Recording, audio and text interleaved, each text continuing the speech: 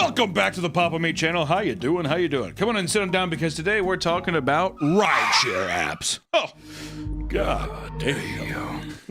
Rideshare apps like Uber or Lyft have become a necessary part of everyday life for many people. It's also become a major source of income for its employees. Almost anyone with a functioning vehicle can now make money driving for these companies. As of 2025, nearly 8 million people drive for Uber. Just Uber. Wow. I thought people were boycotting Uber because it was dangerous. They kept like hiring people that would like beat the shit out of you while they were driving around. Oh, I didn't know. Really? That's what I thought. That's why people were like, I use Lyft now. And I was like, well, goddamn, dude, I don't want some like Russian dude beating the hell out of me while I'm driving around in LA. And as more and more people flock to these services, it's only natural that there will also be an increase in bizarre and shocking incidents that happen in them, right? Even just throughout 2019 to 2020, there were recorded 20 fatalities due to physical assaults, with most victims being passengers. You think it would be the opposite? Well, that's what I was thinking. I was thinking it would be drivers, but There was that one video of the Indian. I'm pretty sure it's Uber, but he's like, the girl's filming him, and he's just like, in India, I would you. what? You must have been kidnapped by me. You've been kidnapped by you? Of course. Because there is no option to get you, right? And she's like, good thing we're not in India. Yeah, imagine getting dropped off to your coffee date with your buddies after that happened. Fuck's sakes, dude. And as it turns out, there are a lot of crazy drivers as well as passengers using these rideshare apps. There are countless examples like the infamous 2016 Get Out of My Car video that went viral years back. Even Psychic Pebbles did a nice animation of it that was beautiful. Can you get her out of my car, please?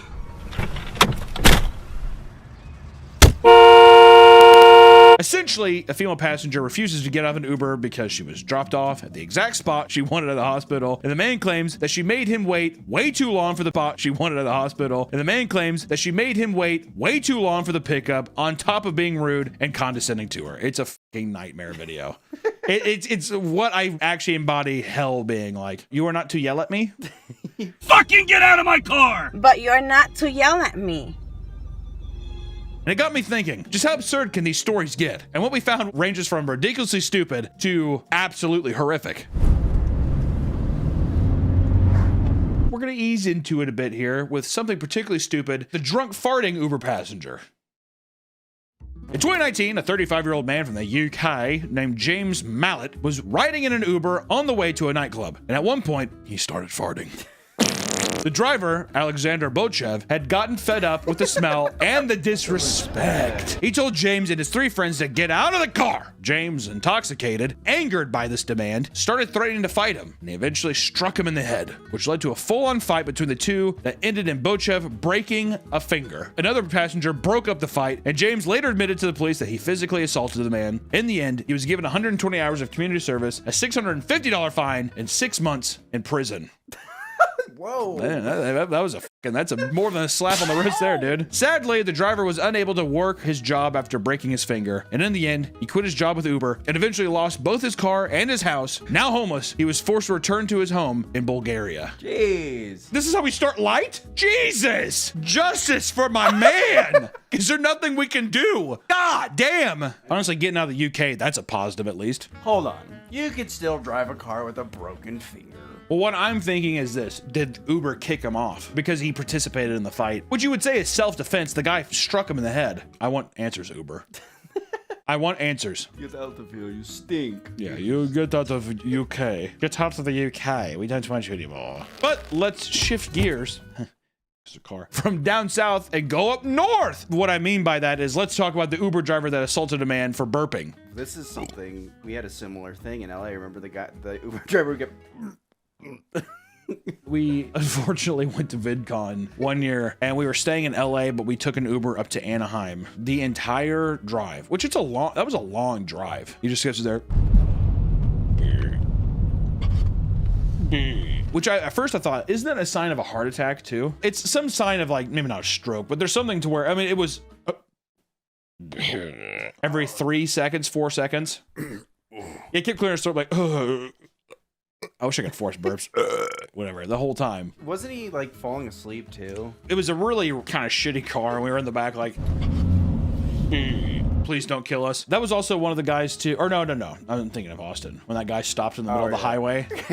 Me and Nick were in Austin and this guy, that Uber driver, stopped in the middle of the highway so he didn't miss his exit, and cars were like zooming past and we were like, you can't stop here! You can't stop! And he's like, hey, yeah, see. Whatever, it was anyways, what are we talking? The burping guy. This happened in 2012 when a man from Arlington named Seth Bender got into an Uber. According to the lawsuit, quote, shortly after entering the vehicle, Mr. Bender burped, and after excusing himself, the driver became irate and started ranting and yelling that he hates Americans and homosexuals and a number of other derogatory comments. One burp just sets off the motherfuckers. The gays! The goddamn gays! Fuck! The guy's like, it'd be funny if he had like a Sprite too in his hand. He was afraid to drink the Sprite after that.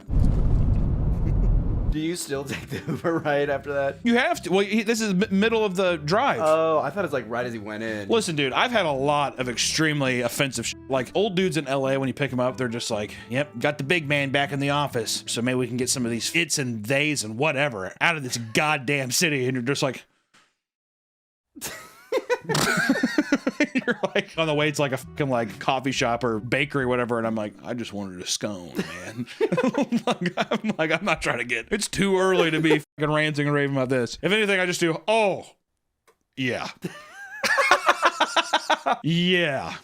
I feel you, man. But things only escalated from there. Bender was kicked out of the car, but the driver, Hamzu Abu Sharia, followed him. He spat at him and slapped him. The lawsuit that would later take place aimed to sue Uber as well as the driver for a combined $750,000 in damages, on top of extreme embarrassment and humiliation, fright, and emotional distress. The driver was eventually fired, and the results of the case are unknown. I'm gonna go on a fucking limb because I've been pinned between vehicles in my wreck. And let me tell you, he ain't getting $750,000 for that, all right? For spit and a fucking slap to the back of the neck. No. If that guy got $750,000 and my boy Bongchev didn't get a fucking place to stay in the UK again, I'd be pissed. That'd be, you know, and there's many cases where Uber drivers have to share a car with stranger, dangerous people. And this can lead to, obviously, life-threatening situations. And take, for example, the psychotic passenger who suddenly grabs the wheel of his driver's car to force the vehicle to crash into a truck. In many cases, the assailant gets away, leaving drivers confused at what had just took place, right? And in most cases, Uber drivers set up dash cams to record any wrongdoing during a drive. It's the only way attackers get what's coming to them. Like the Taco Bell executive that beat down an Uber driver. Yeah. This is a classic. Yeah. A video was released by an Uber driver named Edward Caban in 2015 where a drunk passenger was viciously attacking him from the back of a car. Benjamin Golden had been trying to give the driver directions, but was way too drunk to do it properly. And after driving in circles for a while, he ultimately parks the car and tells him he's too drunk and he's got to get out. Golden starts getting angry, and just before he starts to exit the vehicle, he starts slapping and punching Caban in the face. And in the video, you can see him grabbing him by his hair and slamming him into the car door.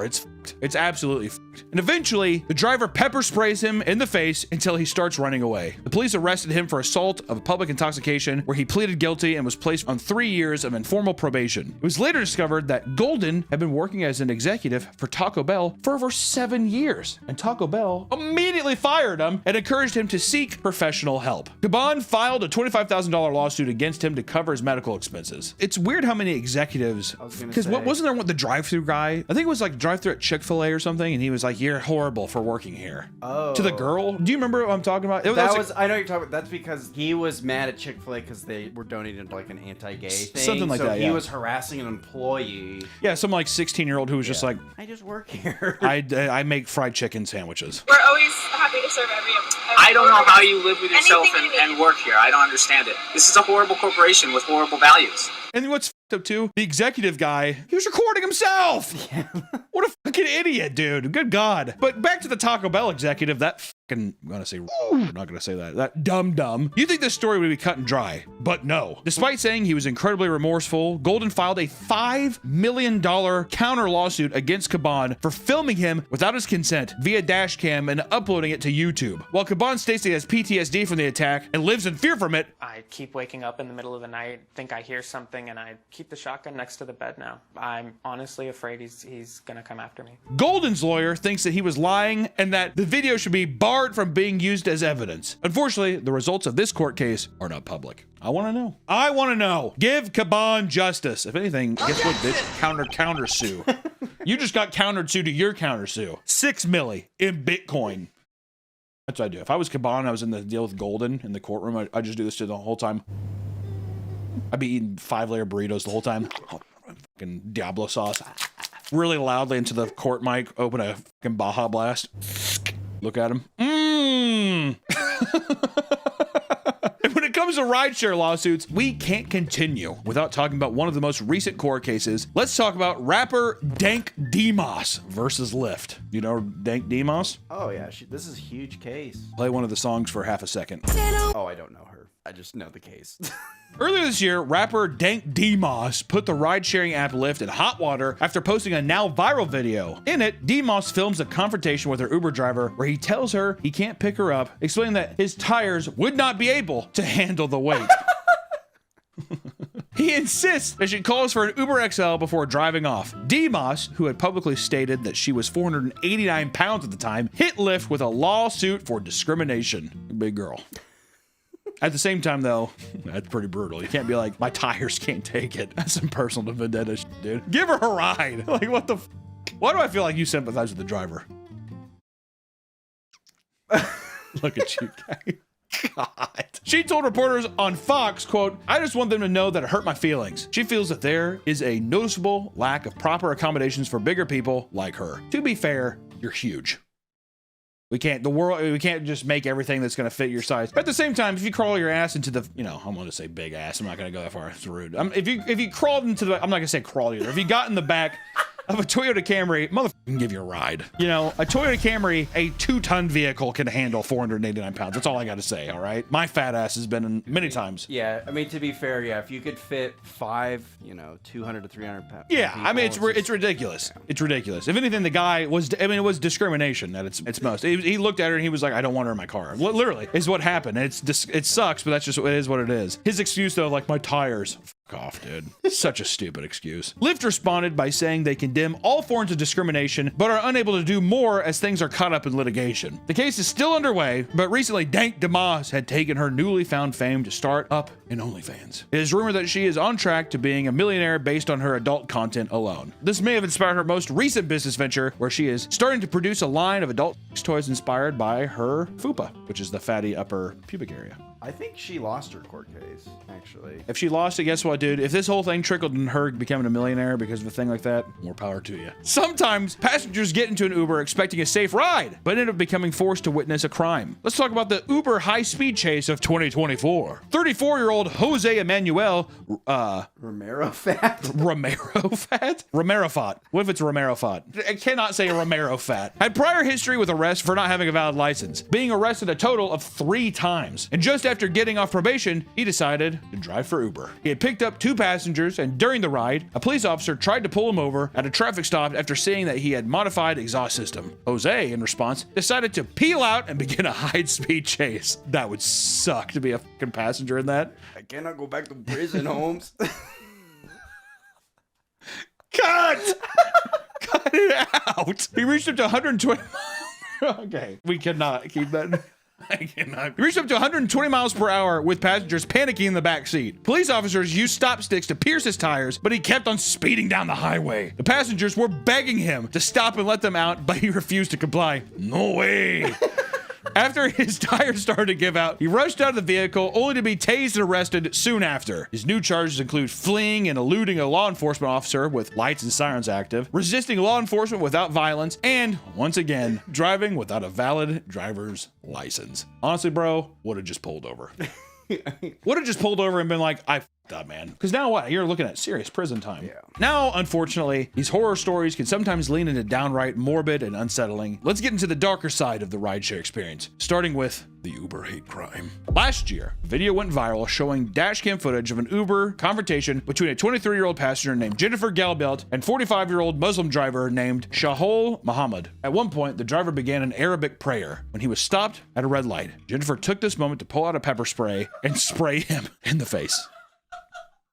I mean, he was gonna blow up the car. He just starts going into his prayer, and she's just like, oh, no, thank you. And to the person, just immediately, stop that. And the guy's like, ah! It's so fucked up. The man starts fighting back, eventually leaving the vehicle while the woman's friend freaks out. And in the footage, she directly asks Jennifer why she did that, only for her to respond with, he's brown. Oh my god. So she was on edge the entire time. Well, it's even the thing, she fucking saw the thing, like, driver incoming, and she's just like, Cancel. we got cancel. Man, we're gonna miss brunch. Okay, fine, I have pepper spray. We're okay. Dumb bitch, good god. Am I wrong? You're not wrong. Can a fucking man not just say a prayer in his car, dude? A prayer, Nick. It sounds scary if you don't know what they're saying. He attacked me. God. Cut it out! She stands outside of the car in a strange silence before being convinced to leave with her friend. The man calls the police only a few minutes later. Jennifer was arrested on the scene and charged with, and I count, 1 count of assault in the 2nd degree as a hate crime, 1 count of assault in the 3rd degree as a hate crime, and 1 count of aggravated harassment in the 2nd degree. Try to fucking puzzle that one together, dude. Jesus Christ. And Uber rides can make people pretty anxious, especially for some women who find themselves with male drivers. It happens, right? I understand. Getting in a car with a guy that you don't know, you're immediately just like, I'm kind of uncomfortable. It happens. That's why if I was an Uber driver, I'd be like, don't worry, sweetheart. We're going for a safe ride.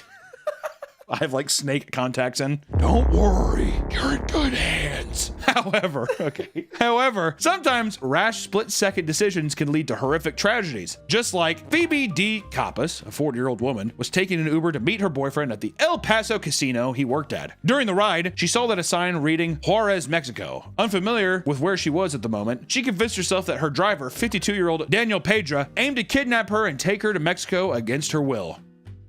Bit of a jump. Bit of a jump. She's like, I don't know where I'm at. You're gonna kill me and take me somewhere else. He's probably just like listening to like fucking like music too, and he's just like, you know what I mean? Just like normal shit. Yeah. She could even see like the casino in the distance. She's just like, She probably dozed off for a split second and then saw that. Where am I? Mexico. Or one time, it's kind of fucked up. Not to go on too much of a tangent. One time, my Uber driver was like, "Are you comfortable with me getting gas?" And I was like, "No." Why weren't you comfortable? I think it was more so me being like a greedy piece of shit of like, I don't want to take the time. Like I'm kind of, I want to get to the place. And the guy, it was like really tense after that. He's like, okay, well, I hope I don't run out of gas. I was like, I'm sure it'll be fine. Which to be fair, fill up your fucking like, why do I have to get gas with you, dude? You know what? Actually, I'm defending myself on that one. Anybody who says that I'm in the wrong there. Which here, let's go back to it. Without questioning him, she immediately pulled out her heavy revolver and shot the man multiple times from behind. The car swerved off the road and slammed into a highway barrier. Crazy. Insane! Page's head was bleeding heavily, and Kopis used this moment to take a picture and send it to her boyfriend. When he drove over to the scene, police had just arrived. Kopis was charged with aggravated assault, and the investigation did not prove that there was a reasonable suspicion of kidnapping. The route that was used for the Uber drive was nothing out of the ordinary. It was nowhere near any sort of entryway to Mexico. Pages was taken to the hospital, but he was eventually taken off life support 2 days later. This upgraded Kopis charged to murder with a bond set to $1.5 million, which later reduced to $500,000. She now faces life in prison if convicted of murder, and the case seems to be still ongoing. Here's a news flash. Put her behind bars! Forever! What fucking psychopath? Also, she's just like, let me bring out my fucking Yosemite Sam revolver and shoot this guy fucking 6 times in the back while he's driving. Imbecile. Like, racist imbecile. Like, so those are the people too where I'm like, now here's your punishment. We're going for a drive. Oh, great, I'll get in the back seat. You're driving, and I'm sitting directly behind you. Can you put these fucking dots together? What's crazy is it's like, annoying, man. Pull out the Uber app and just be like, where's he taking me? You have a map. You have a map that's like, you can tell if it's not going, if it was something weird where even it was like, but she didn't realize that he was going to his parents' house first. Then I'd be like, well, yeah, you can't deviate from but to be en route, you're perfectly on time. Yeah. This is the literal route that he's taking. It's just some old fucking boomer, you know what I mean? Who's just like, where am I? Instead of like being able, they're the people too that when they do their phones are like this. And this wasn't the first time that an Uber ride was involved with the deaths of innocent people. Sometimes the driver's the one holding the gun, like the Michigan Uber driver killing spree. Whoa. Jason Dalton, a 48 dude, these 48-year-olds. Yeah, what? That's when your brain goes to mush, dude. I totally feel it. I'm like a few years away from just being in this comatose state where I'm just gonna be in a grocery store one day and just like look at some person like by the milk section and just be like, Pull out your revolver. yeah, I'm just gonna carry a giant fucking gun with me everywhere.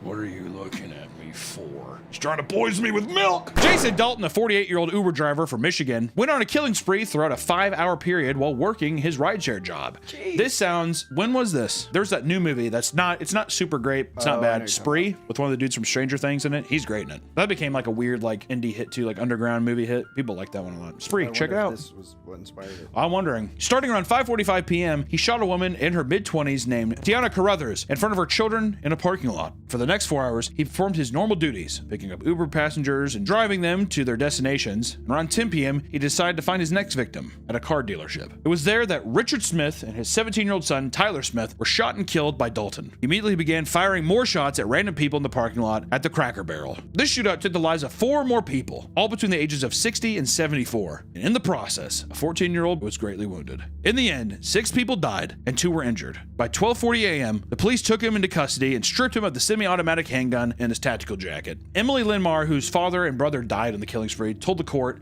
in tears, and I quote, "Every day since I woke up to half my family being gone has been a living nightmare. Nothing feels right and every day is a constant painful struggle. The same cycle of waking up to chilling reality that half of my family is gone."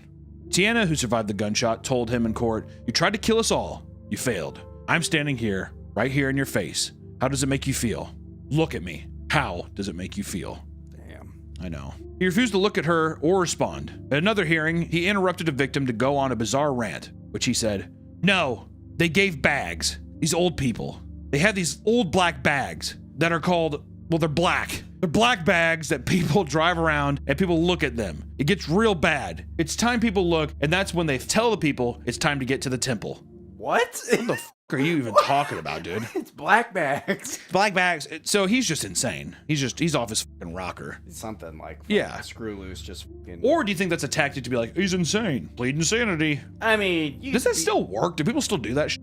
Yeah, all the time. Oh, okay. I don't know if it works, but people always will plead insanity because a lot of times it's like he snapped. Yeah. Well, it's don't put him in jail. He needs to go to a mental hospital. Yeah, it's bullshit. Dalton seemed to be too unstable to analyze for a proper motive, but it was noted at some points he outright refused to apologize.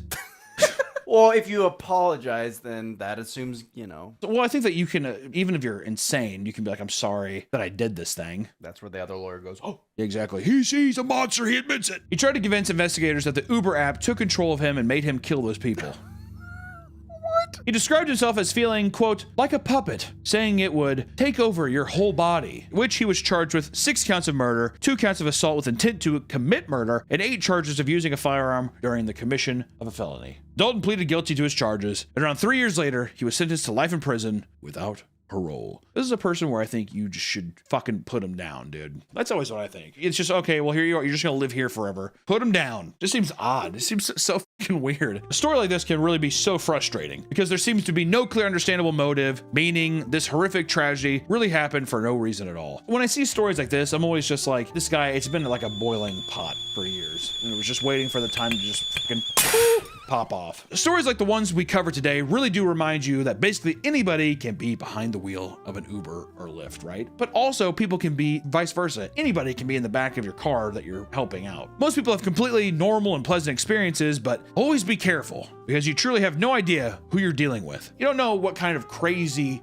individuals are taking you places or dropping things off your house, like DoorDash people, even all that kind of stuff. So weird. It's such a convenient thing, but it also breaks this level of security. Like people picking you up, they're in your bubble now, right? Do you remember when we got dropped off at Noel's house and the guy's like, "Oh, nice neighborhood." Yeah, me and Nick went to Noel's house to hang out one time, and the guy would just kept commenting on the neighborhood and the house and all that stuff, and we were like, okay. We got out of the car and we didn't go into the house. If anything, I think we walked up the street a little bit. It plants that seed in your brain where you're like, oh, I don't want to walk into my buddy's house. And he's just like, all right.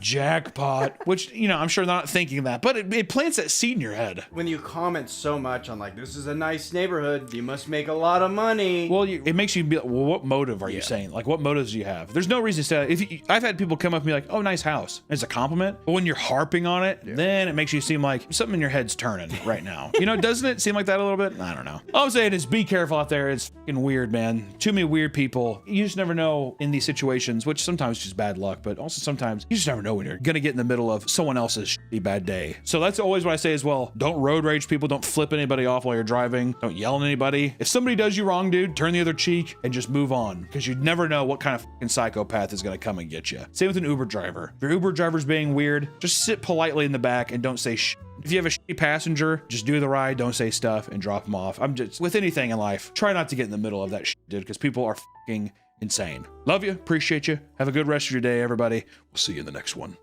Bye-bye. That's why I use Waymo. Oh, buddy. Love Waymo. If anything, do a nice advert for Waymo at the end.